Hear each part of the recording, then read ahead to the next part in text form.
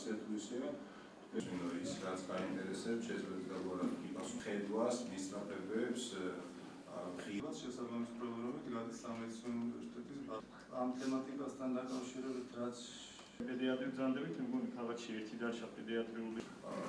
ესეთი განლაგება გვაქვს თქვენები, როდესაც რეზიდენტები გადავიდნენ სწავლებას. აკრედიტაციის საფუძველზე ეს არის 1400 სამინისტროში სტაჟირების გავლის საშუალება.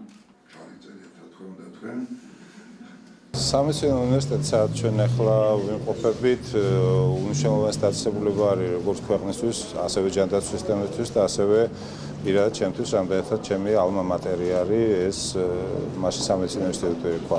მოხდა ისე, რომ სასწავლო წლის გახსნის დროს, როდესაც ტრადიციულად ყოველთვის მიულოცავ ხოლმე სტუდენტებს, არ ვიყავ საქართველოში, ამიტომ დღეს შედგა ეს შეხვედრა სტუდენტებთან, როდესაც ჩვენ განვიხილეთ ბევრი მნიშვნელოვანი მათთვის აქტუალური საკითხები, გქონდა საკმაოდ ისეთი ცოცხალი დისკუსია და ვფიქრობ, რომ ამ შეხვედრის ფორმატში მნიშვნელოვანი იყო ჩვენი აზრების და პოზიციების გაცვლა ერთმანეთში, ჩემი როგორც ჯანდაცვის მინისტრის, ჩემ მოქმედ და მომავალ კოლეგებთან. ჩვენი სახელმწიფო სამედიცინო უნივერსიტეტში 14 სექტემბერს დაიწყო სასწავლო პროცესი, ახალი სასწავლო წელი.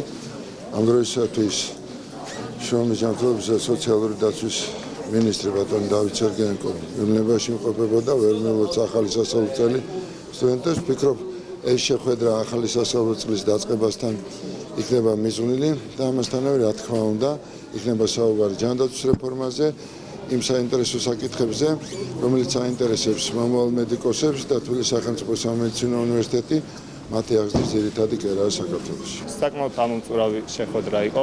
მე ვფიქრობ, მინისტრს აპირებდა თუ არა ის სახელმწიფოში გადმოტანას სპეციალური სტატუსის მინიჭების შესახებ ექიმების მიმართ, რაც ევროპული ანალოგია, საკმაოდ წარმატებული.